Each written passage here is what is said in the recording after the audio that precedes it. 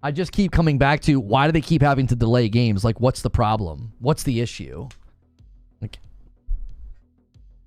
we all know what the issue is, and everybody gets tired of hearing it. It's become a meme now. Like, you know, I blame the Series S is literally a meme from Xbox talking heads, because that's all they can do is joke about it. They can't admit the utter travesty of what that box has done to their cadence of delivery of games. It's completely sabotaged. It's completely torpedoed all of their cadence. It's like, why the frick can't you guys get games to market? What's going on over there?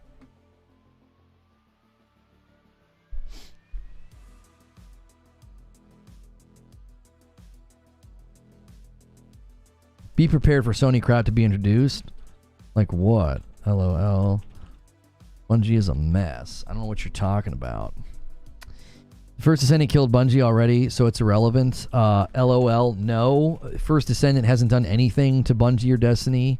Is this an MMO? No.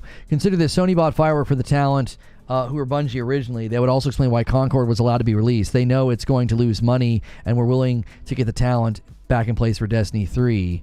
Reports now that Destiny 3 has been canceled.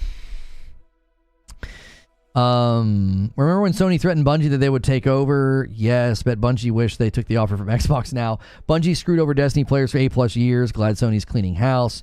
My only fear of Sony Takeover is Sony making everything exclusive or some stuff like it. Very possible. It is very possible they step in the ring and do it. Tom Warren says it's because Game Pass has a lot going on in that period.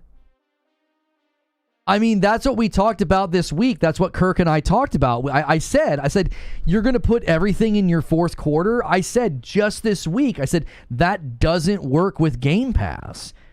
You want your games to be spread out. I literally said that on Monday. I was like, if you literally have Avowed, Indiana Jones, and Stalker 2, and Towerborn all hitting in the same quarter of the year, that doesn't really help, especially if they're all landing in the same 1 or 2 months.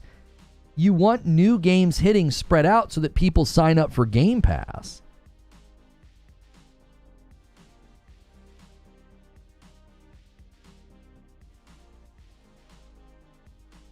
I want to rewatch the show with Kirk and I feel like both he and I just literally called it. We were like, something's getting delayed. Do it to Avowed. That's the one that should be delayed.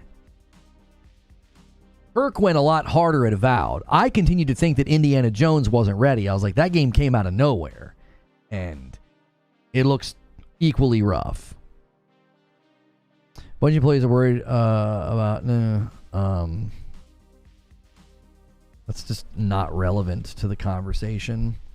This could be a good thing. Not surprised. Most of the devs only pushed out and again, not relevant. It just isn't relevant to talk about like they pushed certain, character types. August 31st is in the future. Oh, that's right. I said August 31st. I meant to say July 31st.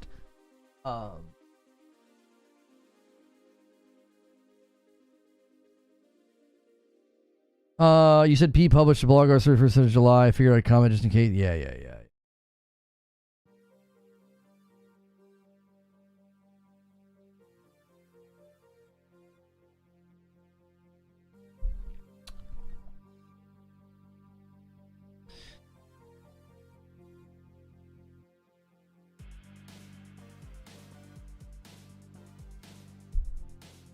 And MASH with the 20 bomb as we sit and read some of the remaining comments on the upload, and he takes us to 267. I now owe you guys 5 members. Somebody tag team with MASH. This man has been ensuring that we hit the goals week after week.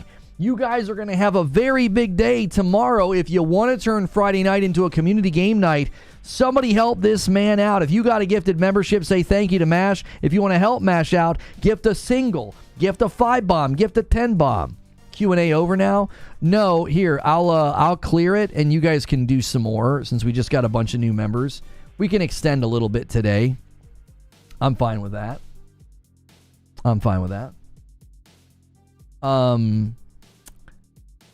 Bungie, not just management, cultivated an environment that pushed players away through multiple avenues, being publicly divisive, pushing out uncooked content, neglecting their PvP pace, letting their community managers run wild, monetizing features and players. I'm not sorry to see them burn a little.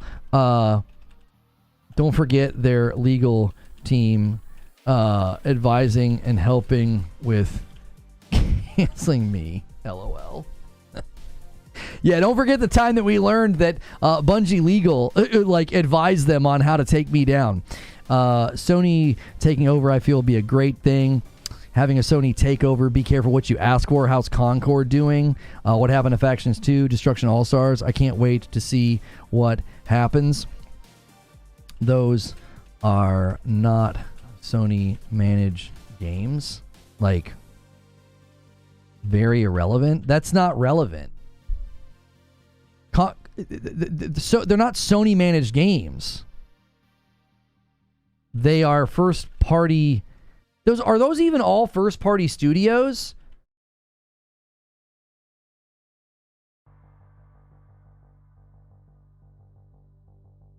That's just a bunch of red herrings. Factions 2, Naughty Dog didn't want to do it. Concord's not out yet, and Destruction All-Stars, is that a first-party studio, or was that an exclusive deal? I don't even remember what happened with Destruction All-Stars. Who made that one? A lot of people would gloat or be happy if they were in your position being treated like that by this company, but your modesty and your humbleness is respected. I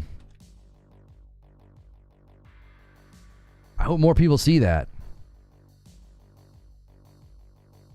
Thank you again, MASH, for blowing the door off the members again, and we got the 400 likes. This guy says, I miss your Destiny 2 coverage. You're my favorite, and I'm still disgusted with how, you-know-who, for what happened. It was not who you think it was. But I appreciate it. Everybody continues to blame the wrong person for what happened to me. You mean to wait for Concord to release? Right, but again, to be like, oh, well, Factions, yeah, Naughty Dog canceled Factions. Oh, well, Destruction All-Stars. What? Like, okay, so Destruction All-Stars failed. What's that have to do with Sony cleaning house of bad leadership at Bungie? They're not related at all. Like, this is the armchair simpleton view of development that, like, if something goes wrong, it's PlayStation's fault. Okay, so if something goes right, did they get credit for that? Did PlayStation, did Herman Hulst, did Jim Ryan, did they develop Helldivers 2? No, they got a team that they believed in to deliver a good product, and it happened. And Destruction All-Stars doesn't go well, okay?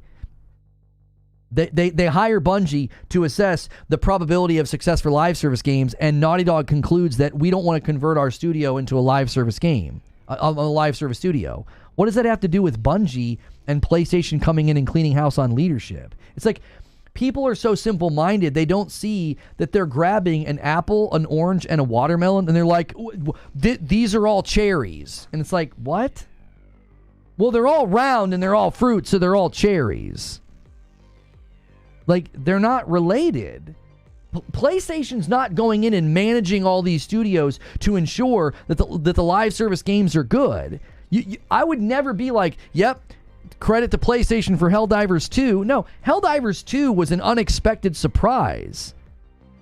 Who's blamed for it? Studios, management, decision makers.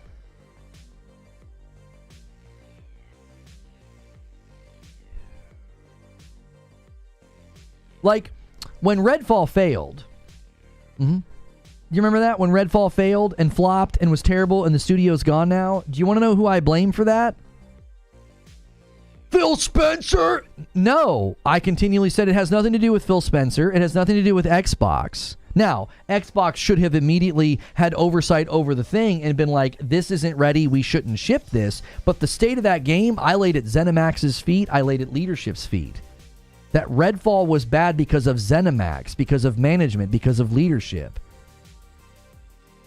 You're not going to get me in some gotcha here. I'm consistent on this. When a game fails, you look to leadership and you look to management.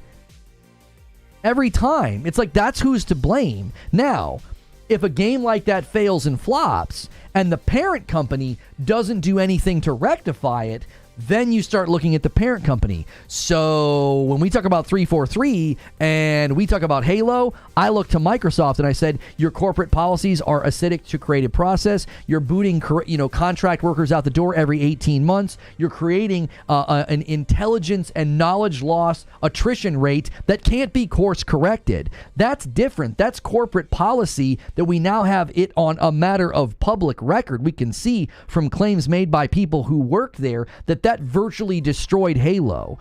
That's not even Xbox either. That's a Microsoft corporate policy.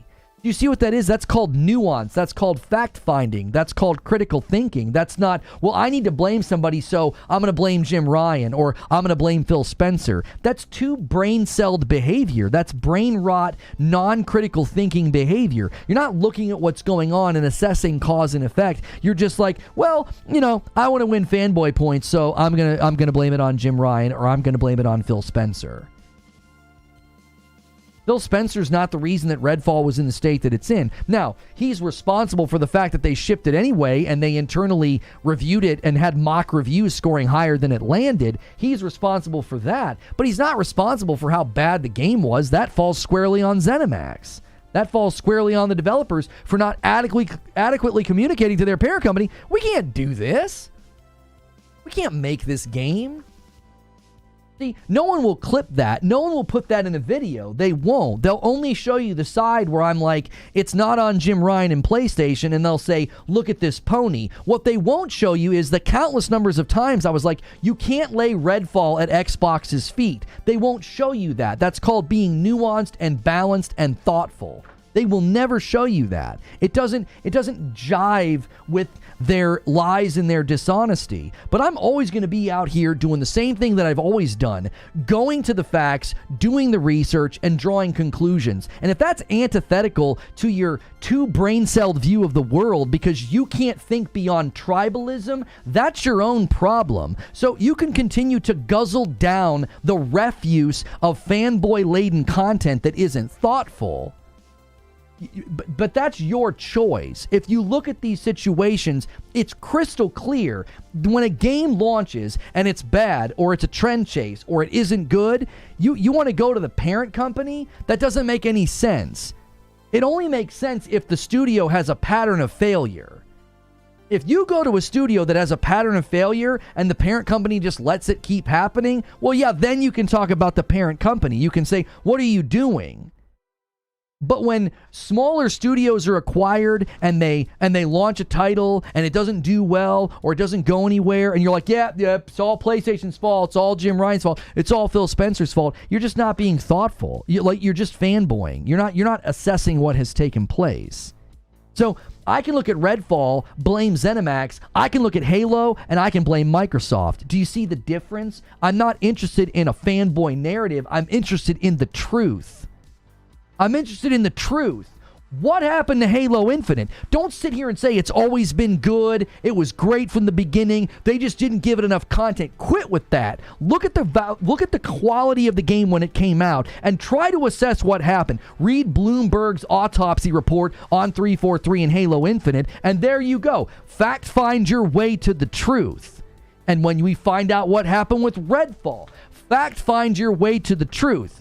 It's easier to say, yep, lies of Phil, lies of P, Redfall. No, look at what happened and assess the problem. That's the only way that you can actually say anything conclusive. If not, you're not saying anything.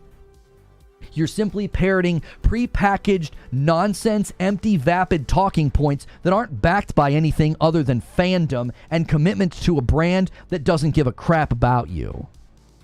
They don't care about you. Never have and they never will. I don't think that PlayStation cares about me. They want my money. And when the value transmission is good, they get my money. When the value transmission is bad, I want to know what in the heck happened. I want to know what led to this. Instead of being like, we got Jim Ryan, what are we going to do in 6 months if there's a couple of good releases and a couple of bad releases? Yep, Herman Hulst is an idiot. Like, that's going to be the next, the next narrative is going to be blame everything on Herman Hulst.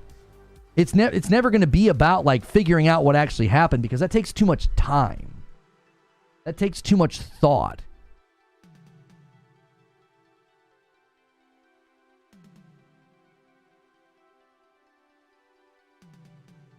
No, they were blamed for what others did.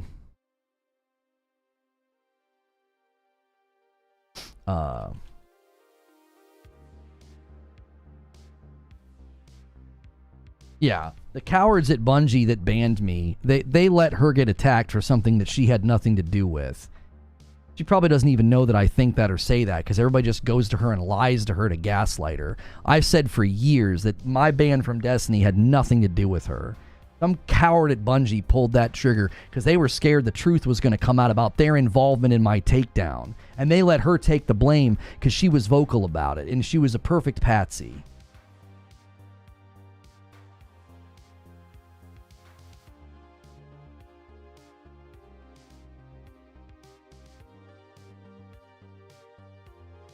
Is Lono talking to a YouTube comment right now? I don't even know who I was talking to. I don't even know. I think I was. Listen, the reality is that when a game comes out and fails, if you want to blame someone like Phil Spencer or Sarah Bond or Herman Hulst or whoever, you're not even beginning to assess the problem. You're just fanboying. You're not.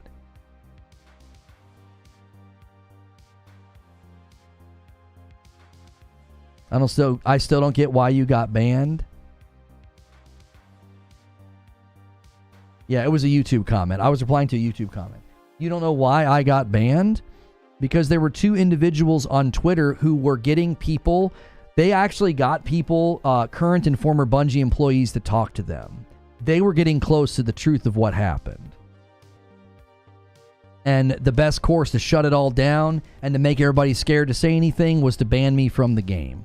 So they also spoke to a lot of content creators. And that's a real quick way to shut all the content creators up and make everybody terrified to do anything, because when Destiny is how you pay your bills, you don't want to get banned from the game. Believe me. I know firsthand. I practically had to start my entire career all the way over because of that. So there were people looking into what happened to me, and it became a matter of public record. We now have it on a public admission that Bungie was involved. Their corporate attorneys basically were involved in helping these people navigate how to take me down. It was publicly admitted on a stream that got deleted. And the minute they got close to all that crap, I got banned from the game. If that's not a retaliatory ban, I don't know what to tell you. Same thing happened with Purple. Same thing happened with the Purple platform. They didn't do anything for me to me for 2 weeks. I trotted out a bunch of evidence proving a bunch of the claims about me were false, and I got banned. That's a retaliatory ban. They wouldn't talk to me. They wouldn't communicate with me. I had no idea what Purple was going to do. I was like, I don't know what you're doing, but people are making claims about me that aren't true. I have every right to refute those claims. So all that's been repackaged and lied about as well. Like, oh, he attacked people and went after somebody's wife. No, I didn't. I sat for an hour, walked through a document that was literally nothing but facts and evidence, images, timestamps, and emails, and my accounts of events. And that's all I did. I didn't attack anybody. I simply said, these are the claims made about me. I have a right to respond. And then it was retaliated against. And then the same thing happened in the beginning of 2021. That's all I can tell you. And then they let her take the blame because she was out there being vocal about it. She had nothing to do with it. She had nothing to do with me getting banned from Destiny. And to this day, everybody blames her. Everybody else clammed up, scrubbed their timelines, and wouldn't talk. She was foolish enough to think that people were going to back her and support her and be out there screaming in the streets. And they didn't do it because they all knew the truth. They knew the truth. They knew this guy's innocent and got a raw deal, and we don't want to talk about this anymore because there's legal ramifications. That's why they scrubbed their timelines and wouldn't say anything anymore. So she stepped out, and she thought she was going to have the world behind her, and they abandoned her, and they wouldn't say anything because they knew the truth. That's what happened. So to this day, everybody blames her because she was the only one foolish enough to be vocal at that point. Crowded house, that's exactly who's at the center of the entire thing. That's exactly right.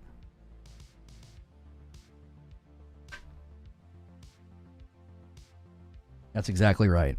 There's a whole web of lies and business favors and misconduct that was covered up, and I don't know if it'll ever come out. I've always hoped that it would come out, but I'm not going to be the one to expose it.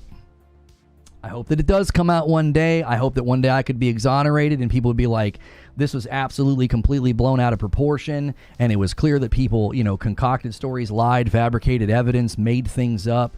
Nobody knows that. All they know is that they see headlines and claims and, That's why I always say, if the gaming press would have taken 5 minutes to properly investigate and actually look at everything that I trotted out there and put together an actual investigative report, it would have gone much differently. But the press played along. They were complicit in the entire thing. Nobody would talk to me. Nobody would publish my document. Nobody would publish my findings. It's like everybody turned their back on me. So everybody else just kind of ducked and covered, and they let her take the rap because they're cowards. They are not men of integrity, and they are not honorable people. I'm not saying she handled it perfectly either, but she certainly didn't deserve what everybody did.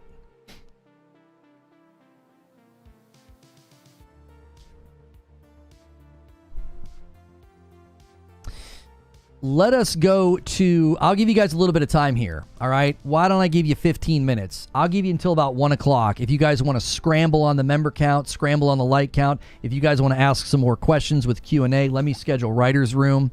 I'm going to let us go a little bit long today because we went a little bit late today.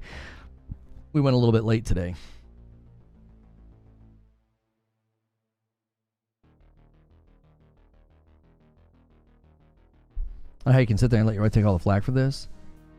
It wouldn't be surprised if that's why she hates Bungie, MTO. She absolutely hates Bungie, and it wouldn't surprise me at all if that's one of the reasons he's not there anymore. Is probably he probably was like, "Are you guys freaking kidding me? Is anybody going to take responsibility for this?"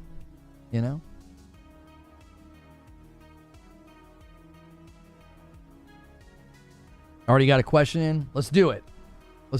What do we got? Bulldog says D2 will continue on the New Horizon project. Is Bungie dropping old gen? I mean, dude, I have no idea.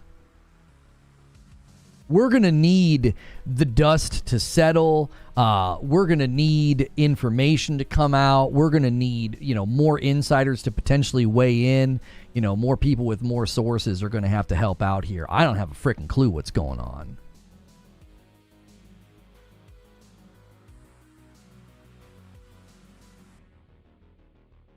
I was only ever to talk to one person IRL about what happened to you. He just also happened to play Destiny and knew.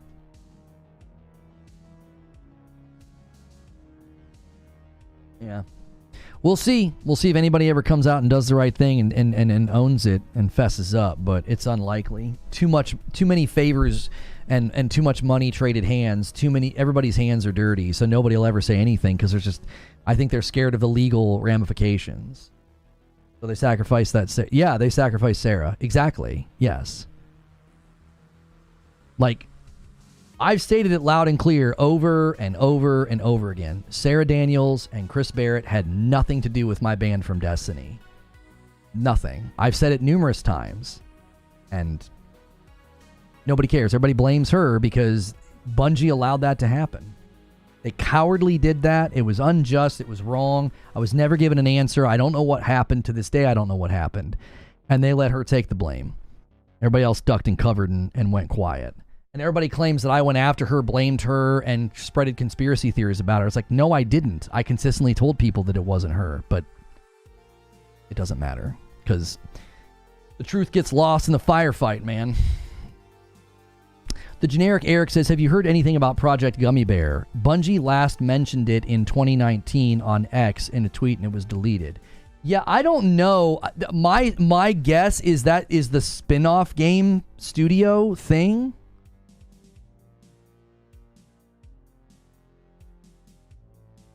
Poet Anderson's, I'm at work, but I thought it was interesting that certain leads that led to your ban, former employees have called him a terrible person. Yeah, I talked about that earlier.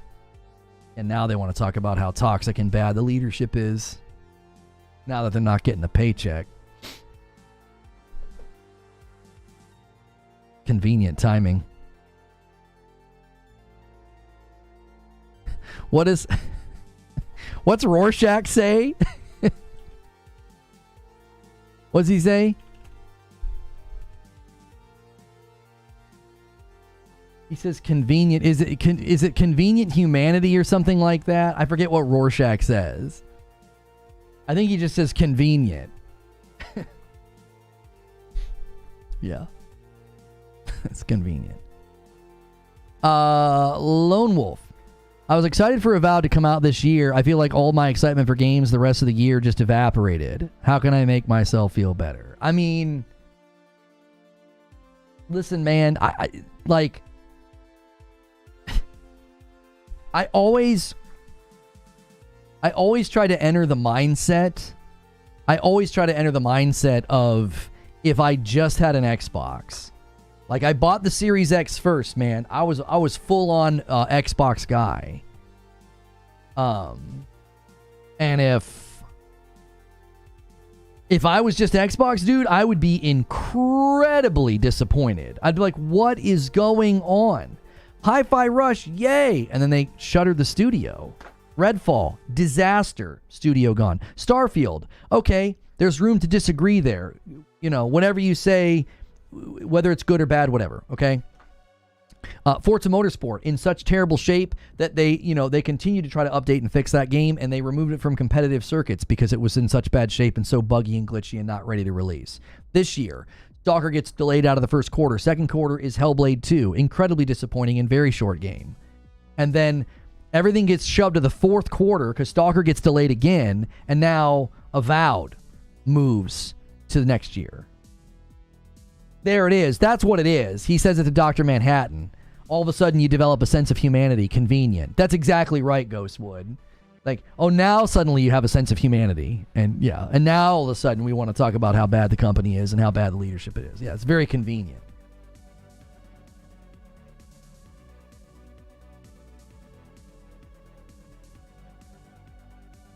Where are people getting Destiny 3 canceled from? Apparently Jeff Grubb said it on a show.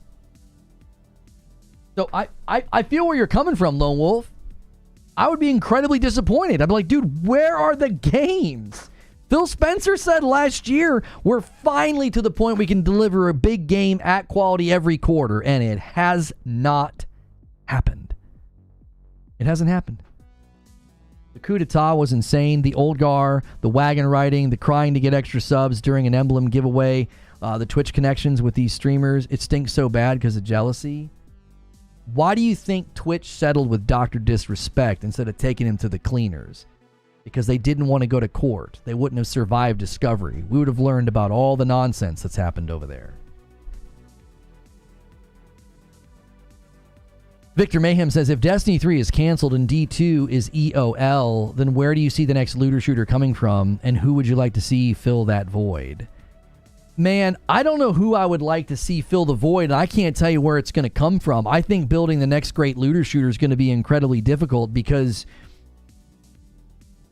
there's a whole view that I'm still developing, but it's basically this. Let me thank this super chat first. Supremacy with a $5 super chat says, what do you think about Killzone 2 standalone multiplayer a la Warzone? Ironically, they already had the name for PS5 PC. I mean, I don't know. I don't have a strong opinion on that. I don't have much to say about that.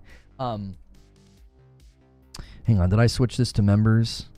Yeah. Let's switch this to 1. Yeah, I don't have a strong opinion on a Killzone 2 standalone multiplayer.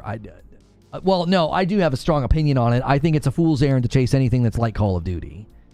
I think PlayStation devoting money, funds, investment, bandwidth, or studio time chasing a game like Call of Duty, I think is a waste of time. I think that's why they haven't done it. They have so many consumers in the PlayStation ecosystem that's all they play is Call of Duty. You're making money off those people. Why suddenly try to compete with that established trend? Trevor says Borderlands 4. I don't know. I don't know. I worry that a lot of our heroes are dead. That a lot of the games and a lot of the studios that wowed us in the past have lost their touch. You know? That's my concern is, yeah, you know, they crushed it with BL1 and BL2, but ever since then, I don't have a whole lot of confidence in Gearbox's ability to build a great Borderlands. I don't have a whole lot of confidence in them transcending into live service or an ongoing looter shooter. You know, like a lot of the great devs and the people that used to wow us, they're kind of not doing anything. Like they're not making great games right now. Like they're kind of faltering. Not saying you did anything wrong, but why did you make an apology video? What about the Destiny? Was that about the Destiny fiasco? The apology video was made under complete fear and duress.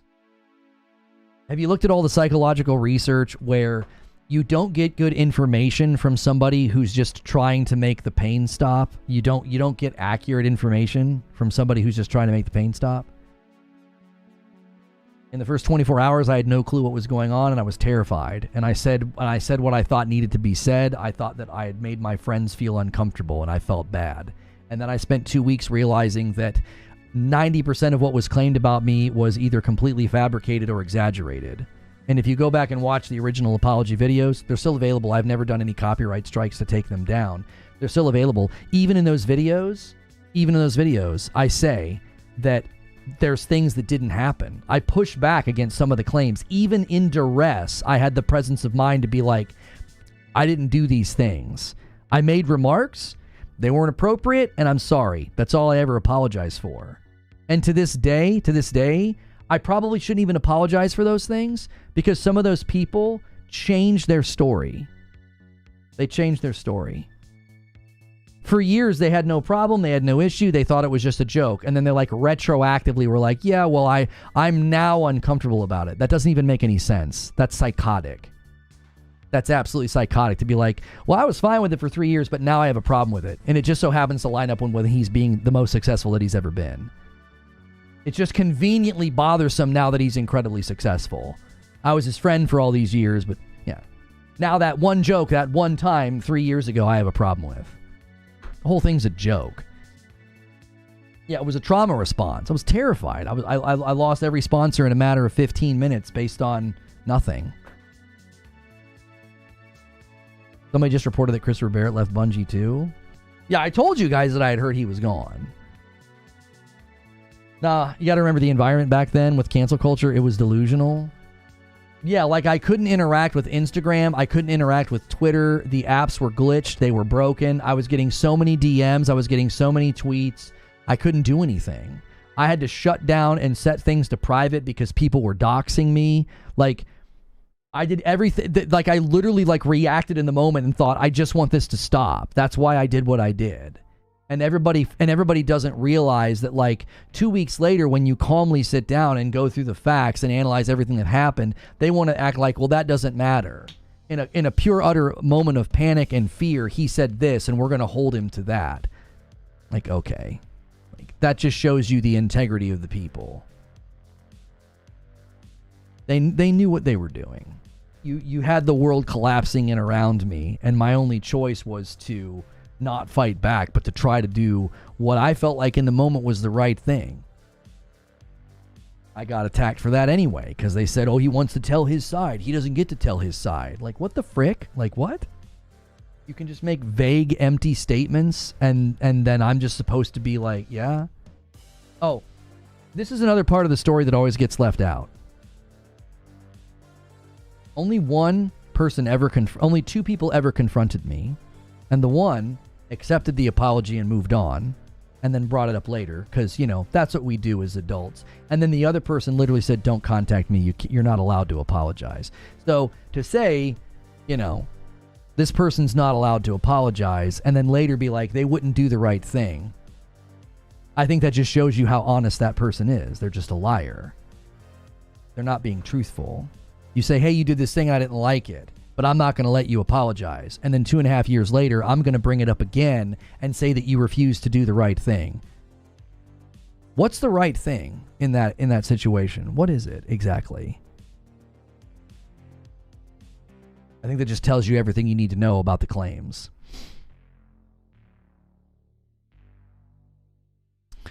Sir Gabby says, wouldn't it be better for the CEO to wash their hands of this and step down rather than admit fault?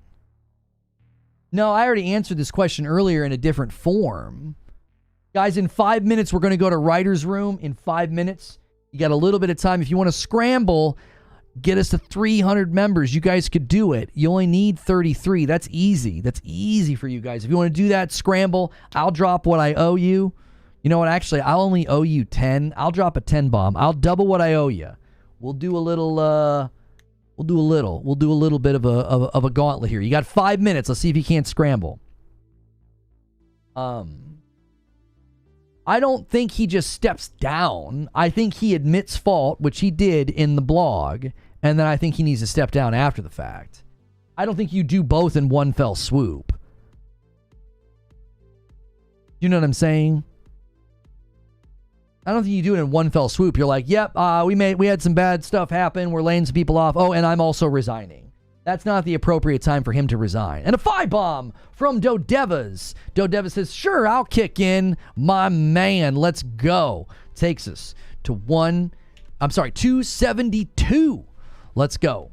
And a 10-bomb from Tyler. He says, all right, I'll take that action, and gets us even closer. We're now only 18 away. If you guys can set this up, you only need 200 tomorrow. That's easy for y'all. That's easy.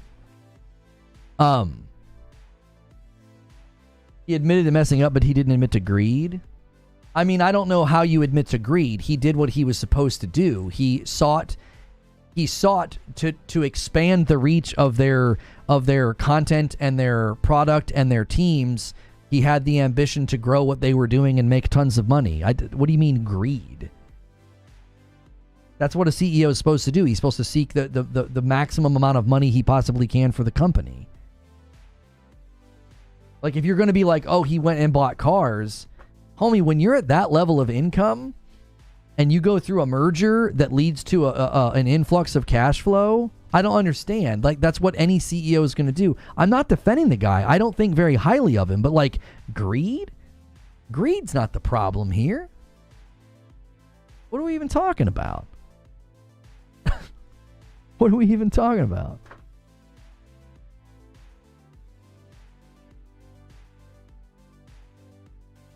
Between Halo, Destiny 1 and 2, Bungie once had the most talented devs in the industry. It's so sad. Just hope SIE can turn it around.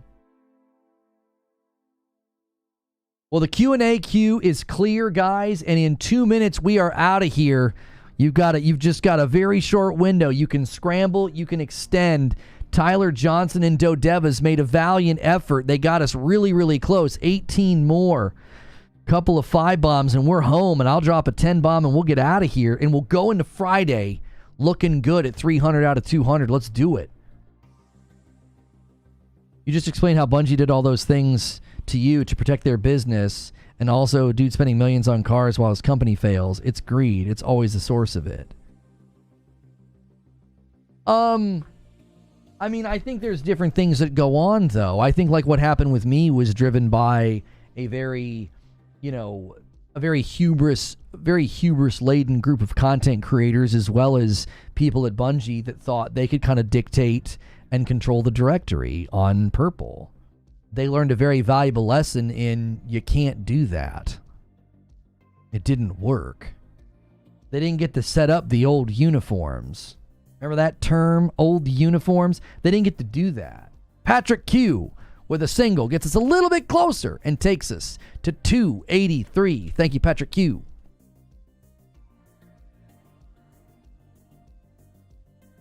Like, I don't think they're equal, Garrett. Like, I don't think, like, what happened to me was, like, driven by greed. I think it was driven by hubris and pride and ego. They wanted to bring back the old guard and the old uniforms. They said it many, many times, and it didn't work. It didn't work. All they did was damage that entire flow, community, and vibe, and none of those old people, none of those old streamers came back and got anything from it.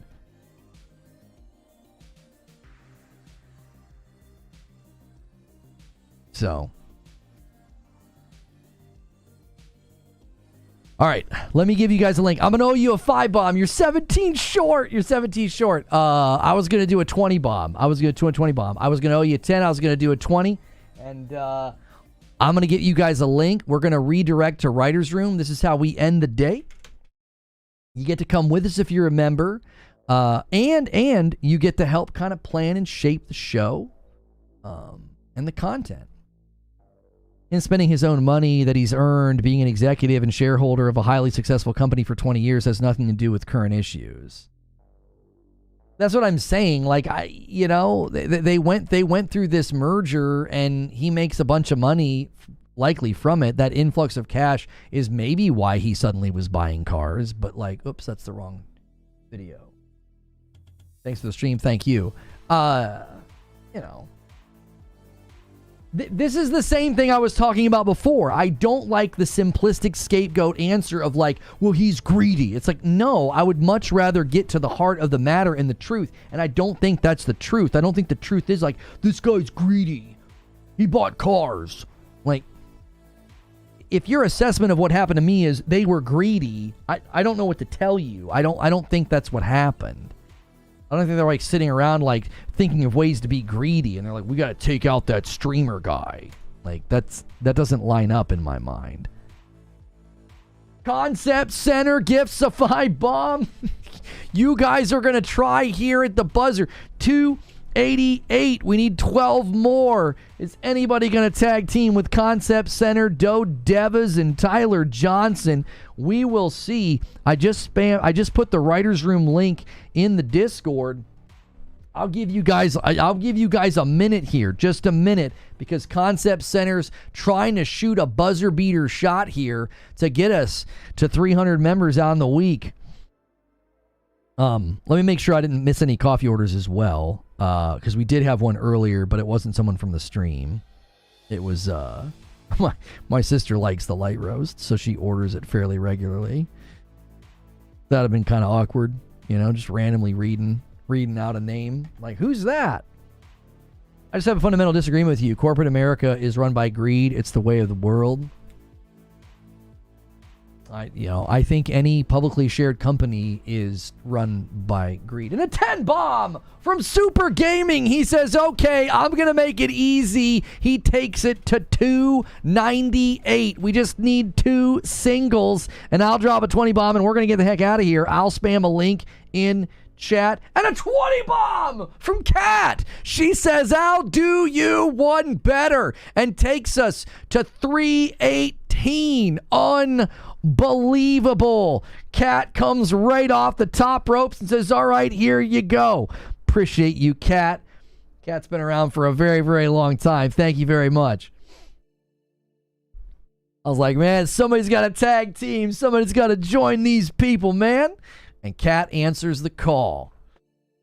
And everybody that gets it gifted right now, you can come to the members only Writer's Room stream that we're about to do. Once Kat and Super Gaming's gifteds are done, I will drop the 20 bomb that I owe you, and we are going to get the heck out of here. And there it is. Ba-boom. All right, there's mine. There's mine. All right. You guys just made tomorrow doable. You can get to 500 tomorrow. You just made it very, very doable. Concept Center, you gifted members. You don't even have a membership. How is that a thing? What? What are you doing?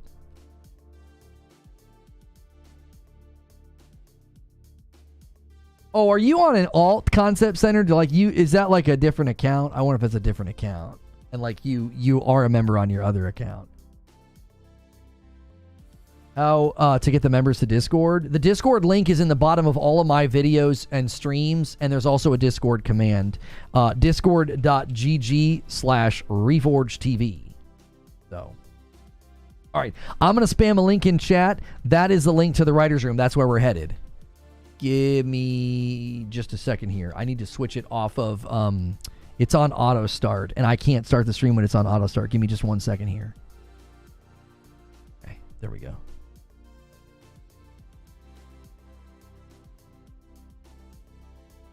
All right, analytics. I have to be able to push like the go live button, and I can't do it when it's on auto start. So just give me 1 second here. It's being slow. I'm sorry. There it goes. Okay. Hey, thanks so much for being a member. And you may have gotten a member today. This week is a huge week. Already 318 members on the week. We're going for 500 before Friday night. And thank you to everybody who has upgraded their membership. We went up from about 450 people on Member Plus and above to 465. Concept Center just became a member. Xanatos just renewed their 24-month member, and Member Pluses can bump the line. So remember, Concept Center, you chose a standard membership, and that's totally fine. You get access to everything. However, when you renew every month, if you're Member Plus or higher, you impact the goal. So a bunch of people have already upgraded to Member Plus and above, so thank you so much for doing that. I'm going to end the previous stream and redirect people here. And I'm going to change that thumbnail so that it no longer says that we are live.